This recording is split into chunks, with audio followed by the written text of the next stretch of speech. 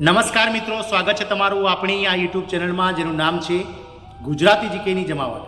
મિત્રો, આપ સૌ જાણો છો તે પ્રમાણે આગામી 19 ઓગસ્ટના રોજ સમગ્ર દેશમાં ભાઈ બહેનના પવિત્ર પ્રેમનો જે પર્વ છે તે રક્ષાબંધન આગામી 19 ઓગસ્ટના રોજ સમગ્ર દેશમાં મનાવવા માટે જઈ રહ્યું છે। એટલે કે આગામી જે રક્ષાબંધનનો તહેવાર છે તે પહેલાં મિત્રો રાજ્ય સરકાર દ્વારા કોન્ટ્રાક્ટ કર્મચારીઓને કાયમી કરવાને લઈ અને મહત્વના જે છે તે મિત્રો સમાચાર હાલમાં બહાર પાડવામાં આવ્યા છે। મિત્રો જાણીએ આજના વિડીયોમાં વિગતવાર કે કઈ રાજ્ય સરકાર દ્વારા કેબિનેટ બેઠકમાં ગતરોજ મળેલી કેબિનેટ બેઠકમાં મોટો નિર્ણય લેવામાં આવ્યો છે અને રાજ્યના કયા પ્રકારના જે કર્મચારીઓ છે તે કોન્ટ્રાક્ટ કર્મચારીઓ કે જેમને કાયમી કરવામાં આવશે તેને લઈ અને કેબિનેટ બેઠકમાં અતિ મહત્વપૂર્ણ નિર્ણય લેવામાં આવે છે। તો વિડીયોમાં વિગતવાર જાણીએ કે કઈ રાજ્ય સરકારે રાજ્યના લાખો કોન્ટ્રાક્ટ કર્મચારીઓને કાયમી કરી અને સરકારી કર્મચારીઓને બનાવી અને આગામી રક્ષાબંધનની તહેવાર પહેલાં આ કર્મચારીઓને અતિ મહત્વની ભેટ આપી છે। તો વિડીયોમાં વિગતવાર જાણીએ કઈ રાજ્ય સરકારે કોન્ટ્રાક્ટ કર્મચારીઓને કાયમી કરશે।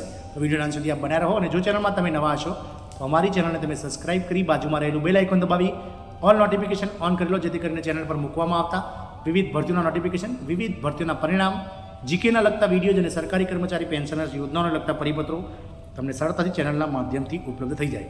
તો કોન્ટ્રાક્ટ એમ્પ્લોઈઝ રેગ્યુલરાઇઝેશન, કોન્ટ્રાક્ટ કર્મચારીઓને રેગ્યુલરાઇઝ કરવા અંગે કેબિનેટ બેઠકમાં મોટો નિર્ણય લેવામાં આવે છે અને રક્ષાબંધન પહેલાં ગિફ્ટ આપી જે ખુશીઓથી પોતાની બેગ ભરી દેશે તેવા રાજ્ય સરકાર દ્વારા કોન્ટ્રાક્ટ કર્મચારીઓને ભેટ આપવામાં આવી છે। મિત્રો વાત કરીએ મિત્રો હરિયાણા સરકારની, તો કોન્ટ્રાક્ટ એમ્પ્લોઈઝ રેગ્યુલેશન માટે હરિયાણાના સીએમ નાયબ સૈનીની અધ્યક્ષતામાં કેબિનેટની એક મહત્વપૂર્ણ બેઠક ગત અઠવાડિયામાં યોજાઈ હતી। આ બેઠકમાં અનેક નિર્ણયોની મંજૂરી આપવામાં આવી હતી।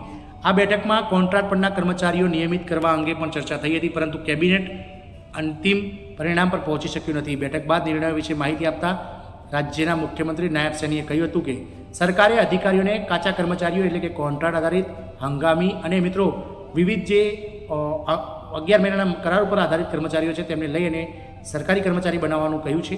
અત્યારે કામ કરી રહી છે સરકાર, આ અંગે ટૂંક સમયમાં નિર્ણય લેવામાં આવશે। મુખ્યમંત્રીના આ નિવેદન બાદ હજારો કોન્ટ્રાક્ટ કર્મચારીઓને નિયમિત થવાની આશા જાગી છે। ખેડૂતો પાસેથી પણ મિત્રો અભિયાન લેવામાં નહીં આવે।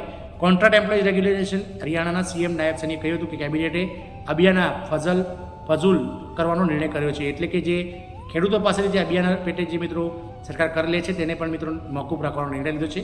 ખેડૂતો પાસેથી જે ભાડું લેવામાં આવતું હતું તે પણ નાબૂદ કરવામાં આવ્યું છે। મુખ્યમંત્રીએ ખેડૂતોના 140 કરોડ રૂપિયાના લેણા માફ કરવાની પણ જાહેરાત કરી હતી। આ સાથે જ 1 એપ્રિલ 2024થી અભિયાન જમા કરાવવા માટે નોટિસ આપવામાં આવી હતી, સરકારે તેને પણ પાછી ખેંચી લીધી છે।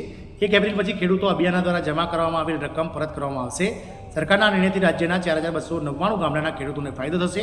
તેમણે એમ પણ કહ્યું હતું કે શહીદોના 14 આશ્રિતોને નોકરી આપવામાં આવશે, 2ને ગ્રુપ બીની નોકરી અને 12ને ગ્રુપ સીની નોકરીએ પણ આપવામાં આવશે। આ મિત્રો ટૂંક સમયમાં હરિયાણા સરકાર દ્વારા હજારો કર્મચારીઓને કાયમી કરવાને લઈ અને અતિ મહત્વના ન્યૂઝ ગત કેબિનેટ બેઠકમાં જે છે તે નિર્ણય લેવામાં આવ્યો છે। જય હિન્દ, અસ્તુ।